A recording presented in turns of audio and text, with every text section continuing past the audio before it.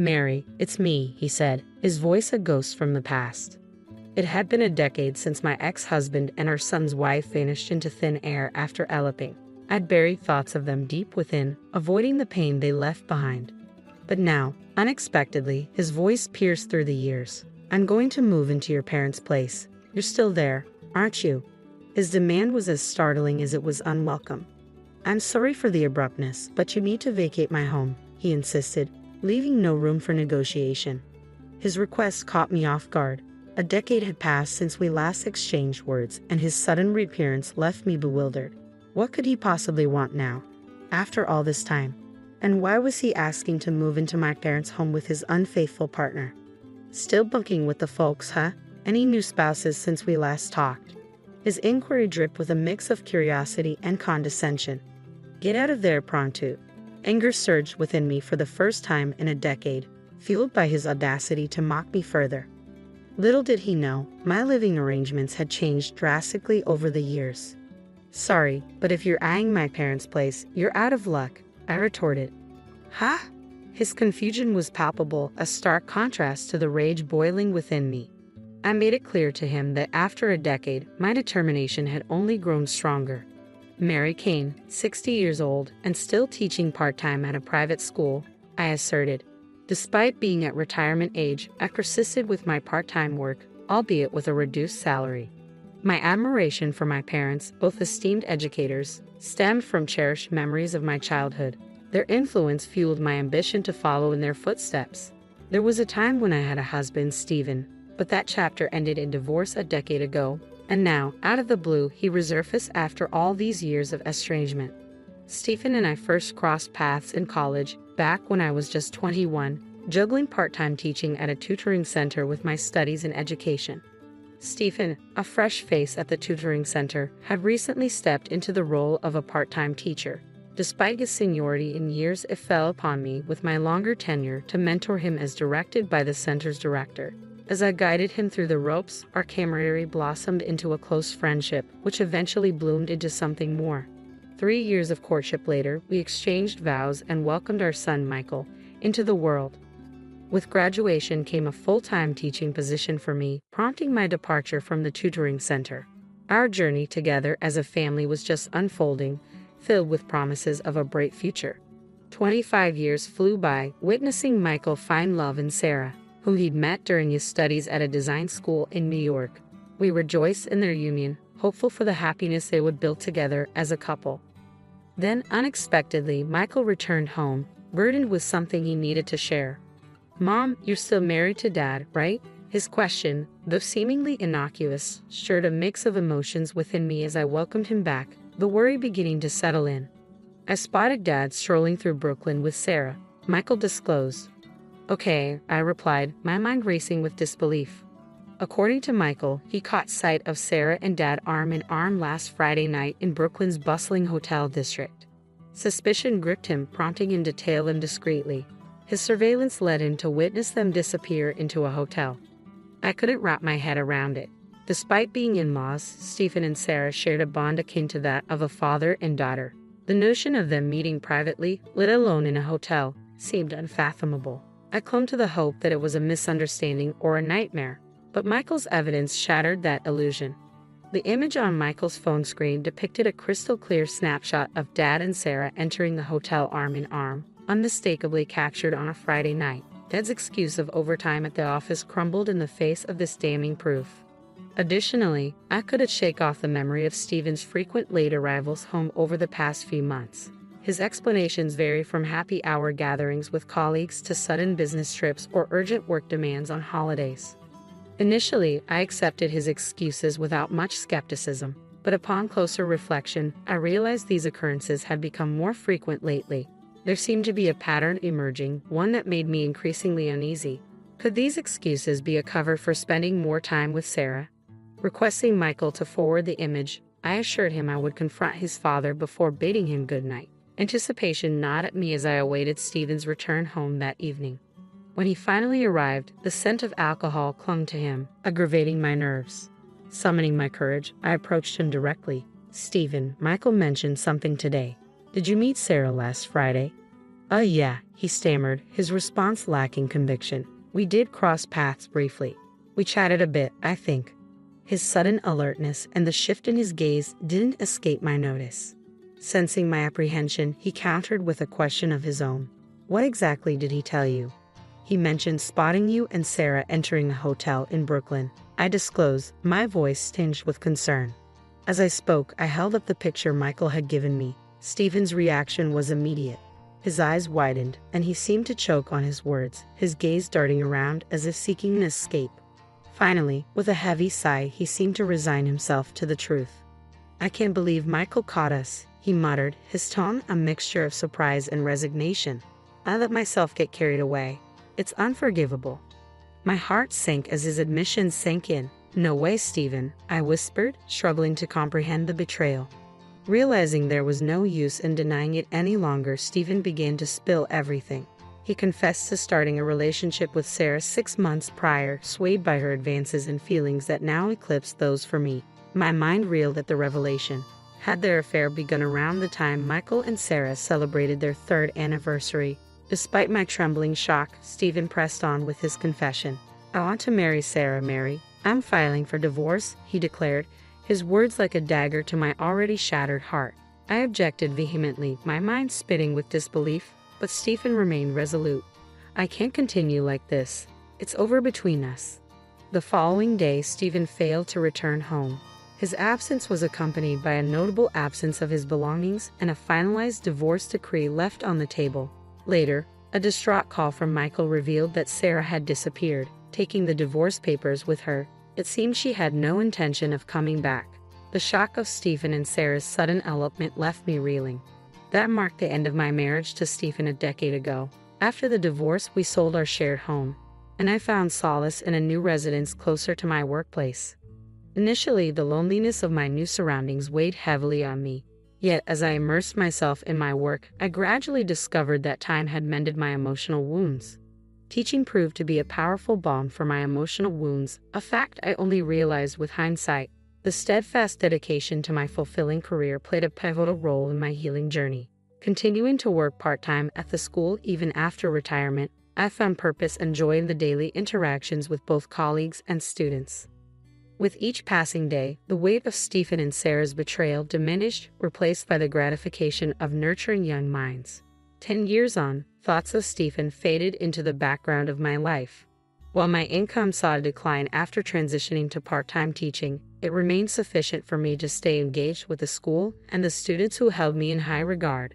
Their affection and admiration filled a void akin to that of a parent. Additionally, I found solace in Michael's resilience, witnessing him throw himself into his work with renewed vigor, having overcome the initial shock of his father's and wife's betrayal. Any semblance of peace I had managed to find shattered with the shrill ring of the phone. Hello, Mary, it's Stephen. His voice pierced the silence, breaking a 10-year hiatus. I never anticipated hearing his voice again, and when I did, a surge of emotions overwhelmed me. What's the purpose of this call? You didn't reach out to reminisce about the past, did you? My words tumbled out with more force than I intended, fueled by years of pent-up resentment.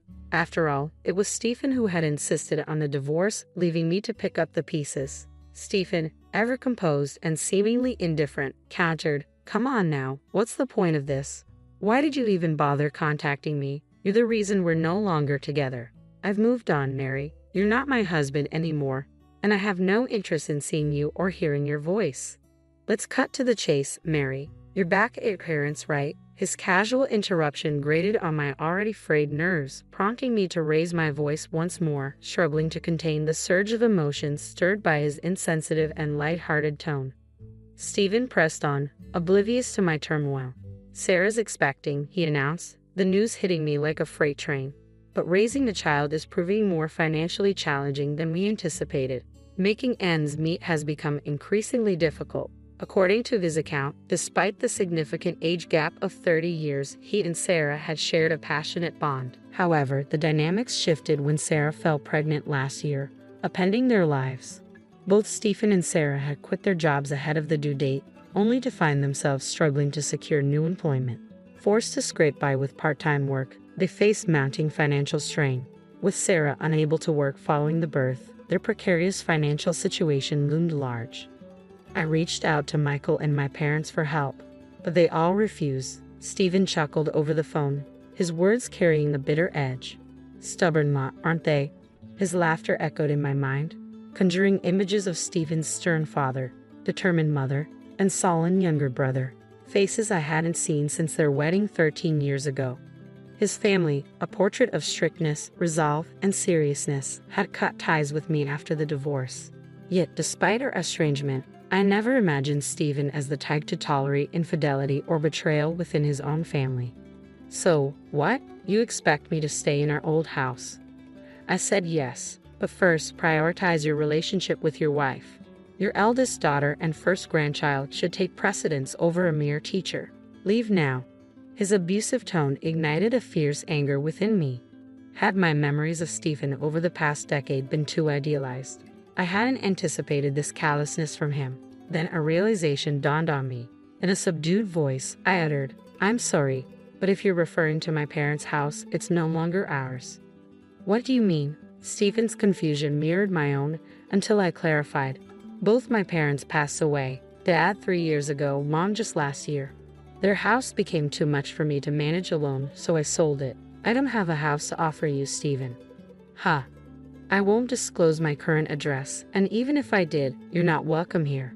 Don't ever show up." Stephen's voice boomed with authority. "What about my inheritance? When your parents pass, should the family home and money come to me?" I frowned, angered by Stephen's cold calculations regarding my parents' demise. It was evident he had his eyes set on not only my funds but also my parents' estate. Despite his mention of familial ties, it was too late for any semblance of trust. I had already received my rightful share from my parents' estate, including their house. My parents had made it clear they wouldn't leave a single cent to a man who shamelessly eloped with their daughter-in-law a decade ago. On the day of our divorce, they were incensed upon learning of Stephen and Sarah's betrayal from Michael and me. Their fury was justified. They had treated Stephen like their own son, only to be repaid with the gravest betrayal. Before their passing, my parents took proactive steps to secure their estate, drafting a will to ensure everything, including our family home, would pass on to me in the event of Sarah's return.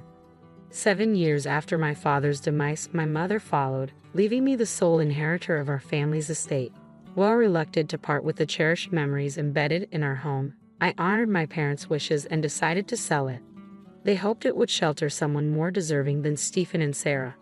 Stephen's reaction was explosive upon learning of this decision. "Don't play dumb. You can't. This is absurd. They wouldn't approve." The inheritance was legally passed down to me, I countered firmly, and their forgiveness isn't something I seek, especially not from Stephen and Sarah, who've done nothing but cause turmoil. Stephen, who had idled away his days, had no business meddling in my affairs. As I gazed at my disconnected phone, I realized Stephen's true colors. Someone who would abandon others for his own gain, then lash out when denied. It was a revelation that my ex-husband, with whom I'd shared years of my life, could be so immature. As contempt simmered in my heart, another call came through, this time from Sarah. "You didn't bother to inform me about my own in-laws passing," she accused, her voice dripping with accusation. But her words failed to move me. If Sarah had truly been shocked by my parents' deaths, she would have expressed condolences or a desire to pay her respects. Instead, she immediately steered the conversation towards inheritance, legacy, and money, revealing her true priorities. Neither Sarah nor Stephen deserved a place before my parents' altar. With that thought in mind, I cut Sarah off before she could finish speaking. Later, I received a call from Michael. "Mom, did Dad and Sarah show up at your place?" he inquired. "No, they didn't, but they called, asking about the house and their inheritance," I replied. Michael's voice carried a hint of resignation. "I see. I thought they might reach out, especially after they visited me the other day." "Michael, are you okay? Did they cause any trouble?" I asked, concerned. "I'm fine, Mom, really. They just made a scene at my door. When I threatened to call the police, they took off. But I have an idea." Michael revealed his plan to me, prompting a decision to break the cycle of toxicity between Stephen and Sarah, not just for my own sake, but to safeguard my son as he embarked on a fresh chapter. A few days after putting this plan into action, I received a frantic call from Stephen. "Mary, did you have a hand in this? You're unusually quiet," he blurted out. "Don't play innocent. What's going on?" I demanded. They're on their way to our place, Stephen disclosed. They? Who? I pressed for clarification. Stephen explained that 7 women were en route to their apartment, his unfaithful partners. It appeared he'd been carrying on affairs with 7 other women, in addition to Sarah. Unaware of Stephen's infidelities with 7 other women, Sarah found herself caught off guard by the sudden chaos. As the women erupted in anger, Stephen's frustration grew, directed now at Sarah. The revelation of multiple affairs left me dumbfounded. I knew it was you. How did you uncover my secret? Stephen demanded. I wonder, I retorted, considering I have nothing left after my ex-husband abandoned me for another woman 10 years ago. What? Stephen's shock was palpable. Turning the conversation around, Stephen unleashed a torrent of expletives over the phone, but his outburst failed to faze me in the slightest. As Sarah's distress escalated during our conversation, she hastily packed her belongings, unleashing a heated argument with Stephen, oblivious to my presence on the line. It was a chaotic scene unfolding before my ears, reminding me of the saying, things spiral out of control. With a heavy heart, I directed my final words to my ex-husband, though they may have fallen on deaf ears. Farewell, Stephen. Never darken my doorstep or our son's life again. With that, I ended the call. Little did Stephen know, the tumult sparked by the women he had been unfaithful with was the very plan Michael had alluded to. After Stephen and Sarah's tumultuous visit to Michael's home, where they were swiftly turned away, he wasted no time in enlisting the services of a professional detective agency to delve deeper into their affairs. As it turned out, Stephen's infidelity with Sarah had escalated into affairs with 7 other women, 3 of whom were married. Michael promptly relayed this information to me, along with Stephen and Sarah's current address, the very apartment uncovered by the detective agency. With this knowledge in hand, Michael and I coordinated a plan. We informed all 7 women of Stephen and Sarah's whereabouts and directed them to confront the couple simultaneously. The resulting chaos at Stephen and Sarah's apartment grew so intense that law enforcement had to intervene, dispatching police to the scene.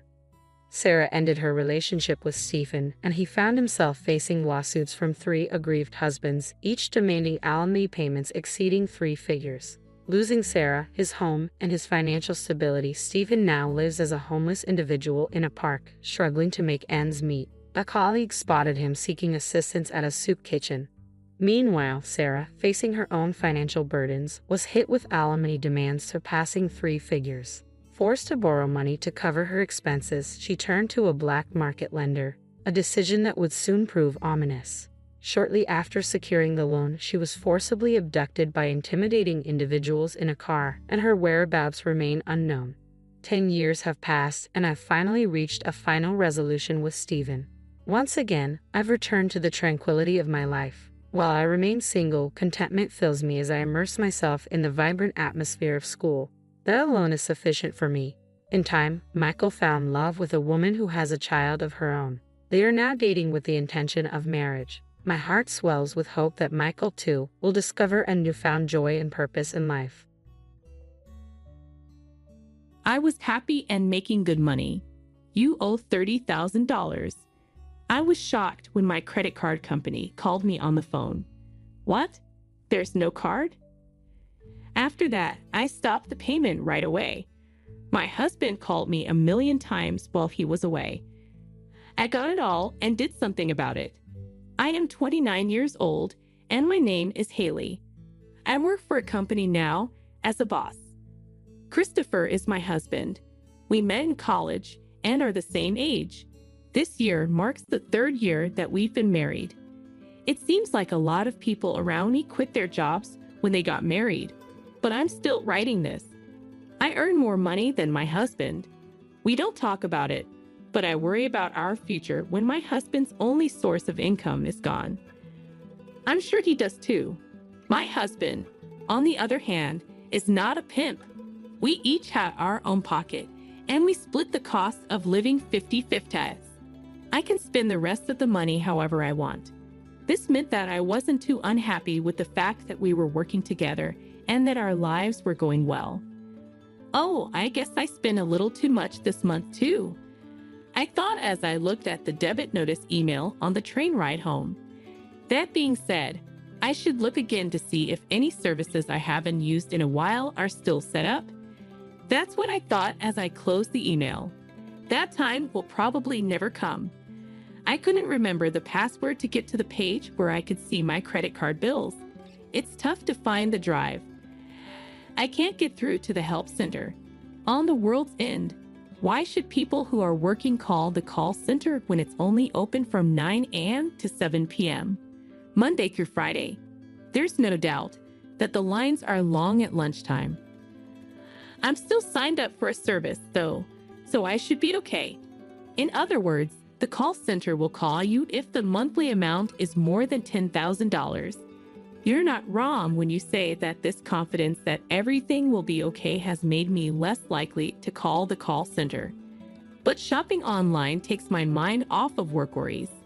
When I opened the package and saw the package inside, I felt better, but only for a short time. I'm at home. As soon as I opened the door to the living room, my mood went from good to bad. There were socks on the ground and empty cans on the table. There was a phone and a sweater on the couch. No, is that my husband in a sweatshirt? Yes, my husband doesn't clean the house at all when he gets home. Instead, he is purposely destroying the house. I point my phone at the couch and say, "Hey, socks and empty cans." This is what I get. It's just a small thing to throw away and wash. Don't be so mad. You might do it. You could do it if you get home early. Why don't you clean the house or make me dinner? He said the next thing when I said S and say, I'm so tired when I get home. I also have to deal with the store's lunch bag. I'm tired too. I said with a shrug, if you don't clean the house, you should work and do the work or the chores, whichever you like better.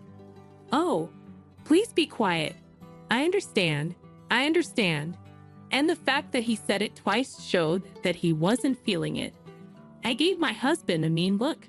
My husband looked at his phone the whole time he left the living room and didn't even notice how I felt. It's not fair that I do more chores and work than he does. Is that a bad thought?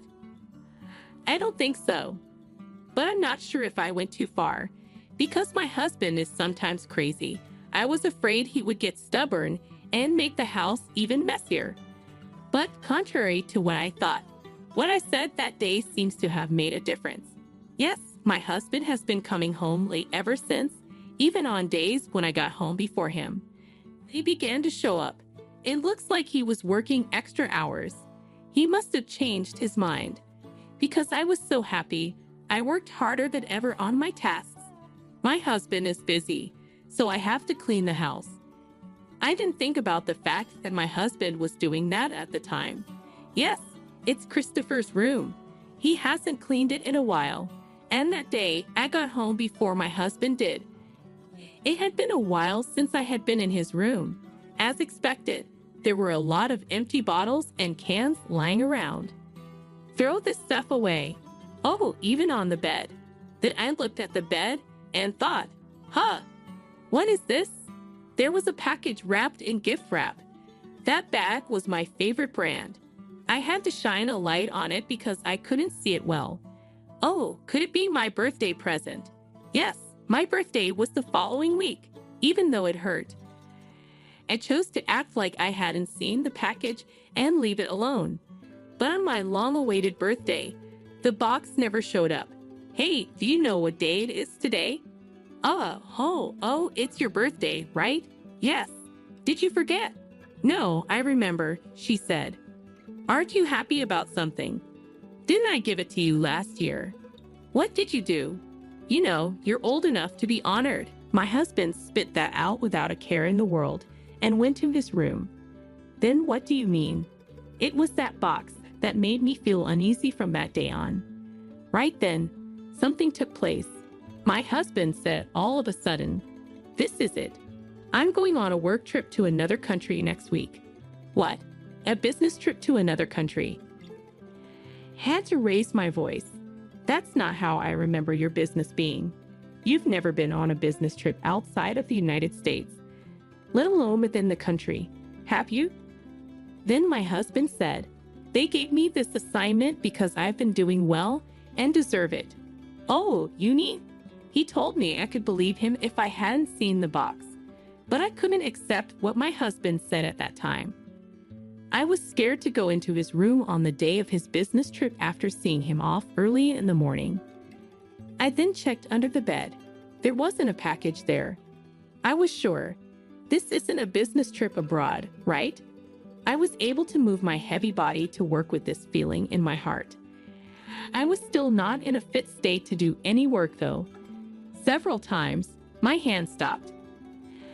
I kept thinking about my phone and what my husband had said and done. Hey, are you okay? What? You look like your mind is not in your body today. I asked. Oh, yeah. I just didn't get enough sleep. As I made this light-hearted excuse, my phone started shaking. On the screen, a strange number was shown. It's not often that I answer a call from a number I don't know, but I had a bad feeling about this one, and did. I'm sorry, I need to go for a while. Yes, ma'am. I took the phone outside and hit the answer button. It was the credit card company's call center. I kept telling myself, oh no, it's not my husband, and oh well. I need to give out my password and a lot of other things were all going through my mind at the same time. What the heck was the job requirement? The person who answered the phone gave me the answer right then and there. This is our debt protection service calling because you have settled more than $10,000. $10,000. I was shocked by what I heard, but what the operator said next made me hold my breath even more. Yes, it cost $30,000, I said. That's not possible. Wait a second. I quickly went back to work and looked in my wallet. It was no longer there. That's the card I meant to put there, she said. I put my phone back in my ear. Pardon me, may I halt that transaction? Yes. I think it's still true, so you can stop it. Thank goodness. It made me feel a little better. No, that's not the end of it. I kept going. And please take care of the stolen card. Right now, I don't have my card with me. I said, yes, sir, I will do it right away. Even though I didn't understand, I did what the operator asked and was able to finish the process. I then hung up the phone. The heartbeat in my chest didn't stop for a while after I took the phone call. I'm sorry, I'm not ready to talk. I'm not able to work. I'm sorry, but I need to go. Early, it seems my credit card was stolen and almost misused, and I've got a lot of things to deal with. I got off track and called my boss. I had a lot of worry at work, and my boss was okay with me leaving for the day. I grabbed the train quickly, and when I looked at my phone, I saw that my husband had called me 1,000,000 times. It was like he was saying he was the bad guy. I ran home quickly. I quickly took off my shoes, set down my bag, and went to my husband's room. It was on his desk, so I opened it up and looked at the search history. The first thing on the list that caught my eye was a luxury cruise and a travel plan for 2. I wasn't asked to go to that event. I looked at the destination and was sure it was the work trip my husband had talked about. He could no longer call it a work trip. I looked through my old emails. That's it. The name of the person is written there. Mario. What the heck is this woman? I was going to hit the keyboard out of anger, but instead I looked at what I thought was proof in a rough way. My phone wouldn't stop ringing while I checked. Oh my God, shut up. Oh yes, and while I'm at it, I'll use the password I got from the call center earlier to check my credit card usage history. I went to my page and looked through my records of uses. What is it? As I scrolled through, my mouth kept getting wider and wider. I forgot about a payment. After that, the money was paid for that brand of bag. Yes, it all made sense. In short, Christopher paid off his mistress Rio with my credit card and even took a trip abroad that he said was for work. Oh no, I don't want to boo. Boo. After several calls, I finally picked up the phone with all my might. What? You finally picked up after calling over and over. The credit card doesn't work. When my husband spoke, he was already talking about the card. Whose? When I asked him directly, he mumbled, "You ask whose?" "Yes, but I don't have a credit card." "That is, you took my credit card, right?" My husband got antsy while I worked. No, that's not theft. I took it from someone. When you're abroad, it's easier to use than cash. When I'm on work trips, I use it for many things. Work trips. That's correct. What if it gets in the way of my work? It was meant to look like my husband was on a work trip, but I told him what I meant. What about a luxury cruise? What? Why do you want to know that? Well, that's business entertainment. A fun time for Rio? Why do you need to talk about Rio? Was she happy with the designer bag? What are you going to say? Did you just call Rio in a nice way? Do you really want to act like you don't know her? What? What do you want to say? I understand everything.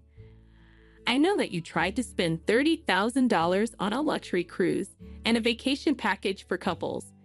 I also know that you have been using my credit card to pay Rio a lot of money. My husband said twice, as if he wanted to start over. I understand. After I told him what I said. I'm sorry I cheated. I'm sorry, but I can't go home until you activate the credit card. Why are you acting that way? Do you think it will go away if you just say sorry and admit it? And friend, please spend the rest of your life at your resort. My husband was about to say something, but I hung up the phone instead. The phone started booing right away and kept booing. I turned off the call because it was too loud and making me crazy. Finally, the email said that the return trip would be at noon 3 days later. I called the company right away and decided that I would finish everything in 3 days. As a first step, I had to get everything out of the house. It was the second day that I told my in-laws what happened. Took the divorce papers and my husband's computer with me. When my in-laws saw my story and all the proof, they were angry. They said they were sorry and promised to get a divorce, pay me $113,000 in alimony, and return the money he had spent. Then, in no time, it was time for my husband to go back to Japan. I got a call early that evening from my in-laws telling me that our divorce papers had been received safely. To my surprise, my ex-husband had only taken the credit card and not any other money. The woman had given him $30,000 instead. As you might expect, she was very angry. She changed her ticket without permission before the return date and went back to Japan before him.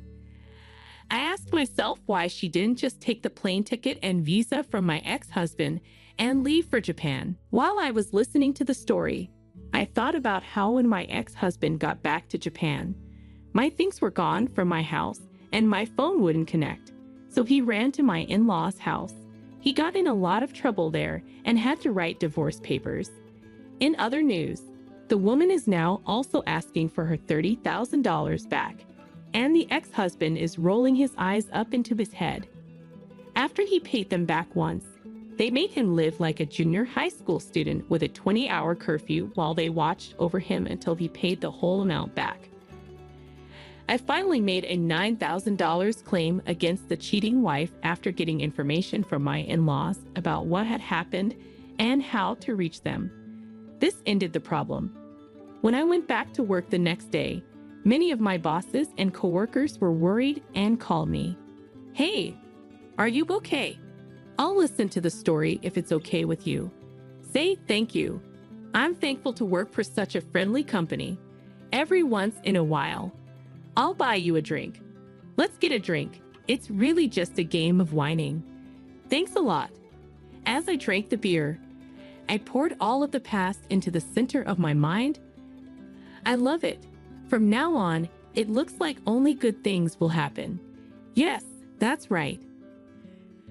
Haley. My name is Nancy. Thanks for reading. I don't know much about the world outside. I learned about it from watching TV as a child. It showed me animals that lived in the wild, scenery I had never seen before, and the daily lives of people who spoke different languages. I was brave enough to study abroad while I was in college because I wanted to get a closer look at this strange world. That's where I found the unknown world I was looking for. People's lives were going well, even though they spoke a different language. There were many animals and beautiful scenery to see. I want other people to feel this wonder too, so I thought I had a job at a tour agency. I was in charge of planning tours for the group I worked for. I was able to handle everything from site checks to negotiations thanks to what I learned while studying abroad. Even though my life was very busy. And forget about my personal life. Daniel and I got married a few years ago. We met at work. Work and family life were going well for me until something came up. It was with Barbara, my wife's mom. Barbara is a housewife who thinks that after getting married, women should stay at home. Anna disagreed with her point of view, but I believe that thought is out of date. Even though I told her that, she said, "Isn't it a woman's job to take care of Daniel? In what way does that bother you?" "What though? What are you saying as Daniel's wife?" "No." In the end, Barbara didn't get that I didn't want her to tell me what to think. I couldn't keep living with Barbara like this, so I told Daniel he should buy a house. The way people see us might change after we buy a house. Daniel decided to buy a house right away after hearing that. That's how I didn't have to live with Barbara. But the story didn't end there. Barbara began to come over more often after we bought the house. She would come over every weekend and make noise with Daniel. She didn't care for her husband, Anthony. Of course. "Barbara, can I leave Anthony alone? He's not a kid. He can handle it. Wasn't it a woman's job to take care of her husband?" I wanted to answer, but I thought it would start a fight, so I didn't. Then Barbara, who had been making a lot of noise with Daniel, started talking to someone else. I forgot to say that next week I'm going on a trip. Be careful, please. "What do you mean, Nancy? You're also coming." But it's so sudden." "Are you not going to go on the trip with the family as Daniel's wife?" "But there's also work to do. We're going on vacation with our family. Aren't our in-laws family to you?" "That's not what I mean." "Then make it happen." Yes. Even though I couldn't answer, that was still the best part. When Barbara saw that I was upset, she said in a mean voice, and booked the hotel. I should always brag about working at a travel agency, right? I'm not bragging, so you can do it, right? Where do we want to go? England? London? Where is London? I went to school abroad. I still know a lot of people there. It might be difficult for other countries or regions, but maybe I can manage London. All right, I'll try. I already have my plane tickets, so all you have to do is book the room. You booked the flight, but not the hotel. I bought the tickets. I got them. I bought first-class tickets with my card points. Barbara made a face. From her happiness, it looked like it was true. Then I saw stacks of brand-name items on the couch. I see. Yes, I get it. When Daniel heard first class, he leaned in. Being first class. Are you sure, Mom? Yes, it's a first-class trip to another country. Very cool. We're leaving at 9:30 p.m., so you have time to work until the very end. Barbara's smile was still there. It seemed strange, but there's no reason to lie about going on vacation. But it's so sudden. I need to book the hotel properly or she'll be mad. It might not be easy to find a room. After giving it some thought, I chose to get a hotel recommendation from people I knew when I studied abroad. Can you do it at Nancy's request? I asked over the phone. Sure, there are 2 rooms for 4 people. Thank you. With that, I was able to book the room. Then I forgot to take the day off for the trip because I had to go so quickly. That's why I worked. Barb told me to meet her at the airport at 6 p.m., so I should be able to make it if I finish work soon. That's what I thought when Barbara called all of a sudden. Hello, Barbara. Nancy, are you done with work? I'm just leaving the office now, so I'll be at the airport after 6 o'clock p.m. Oh, that's too bad. Huh. Well, we're actually leaving at 6 o'clock p.m. Oh, no way. I ran back to my desk quickly. I used my computer to look up the trip times. Come on, London. That flight I heard about at 9:30 p.m., I found it. But there was also one that left after 6 o'clock p.m. Could it be this flight after 6 p.m.? Yes. So the family is going without you. What about Anthony if you leave me behind? You should really be sick. I was very angry.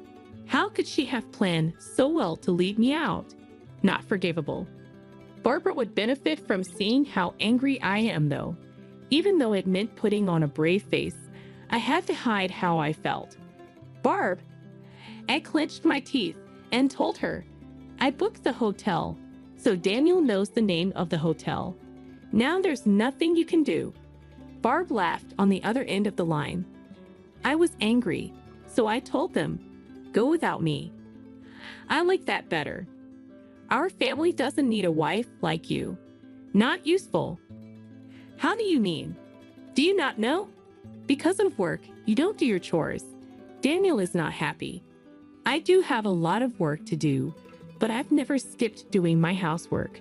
Why would Daniel be upset? Can I speak to Daniel? Sure. Nancy wants to talk. Daniel's voice came after Barbara's mocking one. Hi there. What's up, Nancy? Daniel, what do you mean you're upset with me? Just that you're always at work and neglecting me. Do you mean neglect? I clean, cook, and do laundry. You think you're taking care of everything yourself, right? Not true. Don't you think you should treat me better? Listen to me and do things for me. I know that a wife who helps her husband is appreciated. The husband likes it, but that's not the only thing that makes a marriage work. I never say bad things about Daniel in public. I only praise him, not when there are only two of us. But we need to say what we think when we're by ourselves. If I didn't, our relationship would end, and Daniel would have me as his helper. Still, he kept whining about me. So you think you can act all high and mighty because you earn more? Not at all. In any case, that bothers me. You're leaving me behind for that. Sure, think of it as stress release. Don't worry. I'll bring you a small gift. That's not the point. It was clear that Daniel didn't care about me. I have my own plans, if that's how things are. Okay, have fun on the trip. That's fine. Bye. Daniel was happy when he hung up. I was furious. Because Daniel and Barbara were so selfish, I couldn't stand them. Enjoy your trip without me, but be ready for anything. I won't forgive you, even if you cry and say sorry when you come back. I quickly left the office with my cell phone. Hi there, my name is Nancy. Are you available? I need to talk about which hotel I booked. I had a lot of time now that the trip was over. I'll take care of everything now. I ran around with that drive. After that, I got home that night, tired.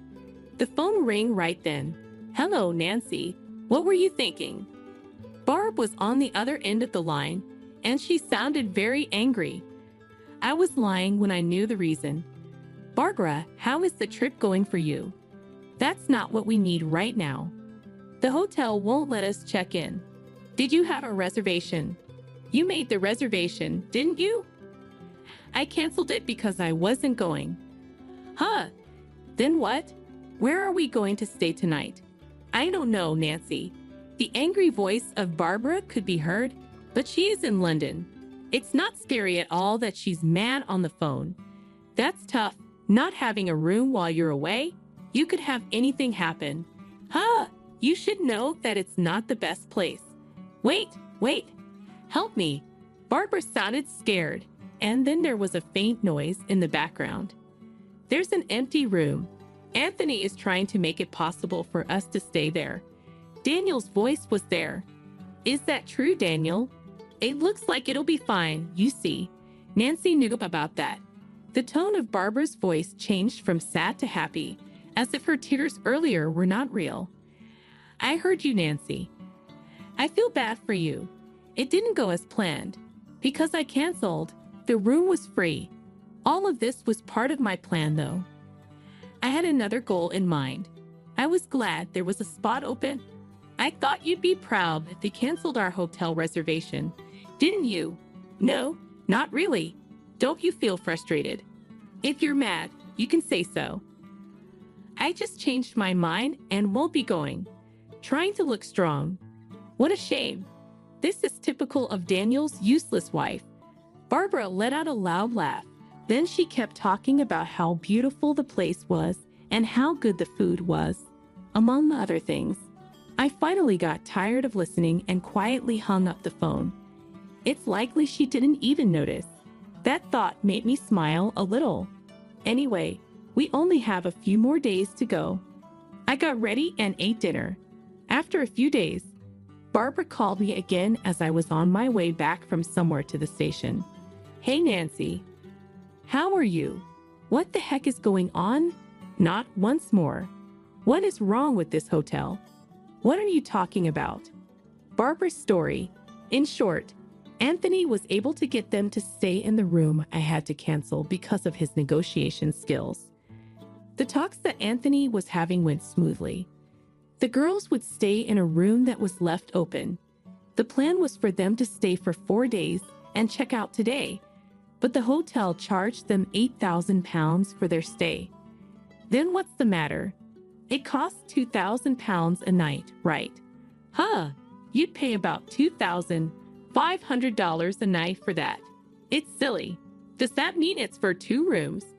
That's about $1,200 per room. Yes, you did tell Daniel it was $300 per room per night. That means it should be $600 for 2 rooms. Why does it cost 4 times as much? Wow. I was shocked. They stayed there without even seeing how much the rooms cost. Well, I knew this was going to happen, so I set it up that way. Anyway, Barbara's noise on the phone must be annoying other people. I need to make her feel better. Hey, Nancy, can you hear me? Nancy, Barbara, can you be a bit quieter? What made you lie? She's good at blaming others without taking a look at herself. I started to explain to Barbara when I got angry. The $300 rate was because I booked the room. Huh. I asked a friend who runs a hotel because it was very last minute. Someone you know. Yes, a room at their hotel costs about $600 for 2 people.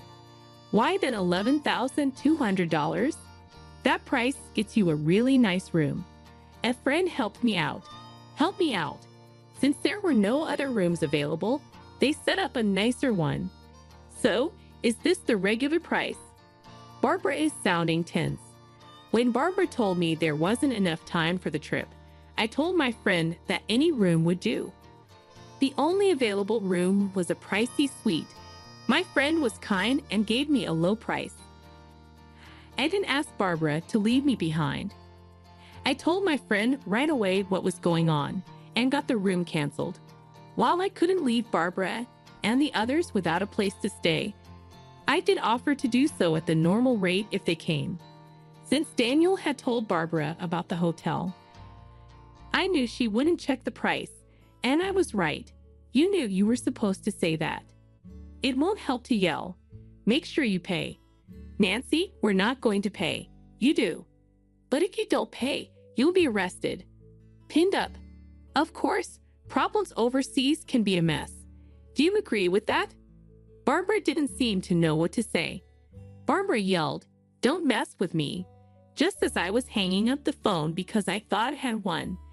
This will make you feel bad when I get back. That's fine, but we're strangers now, right? Huh? Why? Well, you said it was a trip with your family. Since I'm not there, I'm not family, right? That's different. Anthony's voice came over the phone before she could finish. Why are you shouting so loudly? Do not talk. It is embarrassing. Anthony, I took advantage of the chance and called out to him. He saw it and replied, "Nancy, are you all right? How is your cold?" I never had a cold in the first place. What? Give it to me. Anthony took Barbara's phone. It looked like his voice got stronger. Nancy, can you explain everything? I can, actually. From the start, I told him everything. His voice got softer over time. I see. That's why you didn't show up. I am sorry. I wanted to go. Don't worry, Nancy.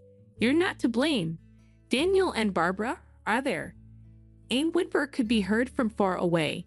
Anthony's anger seemed to scare Barbara and Daniel. When I thought about this, an idea came to me.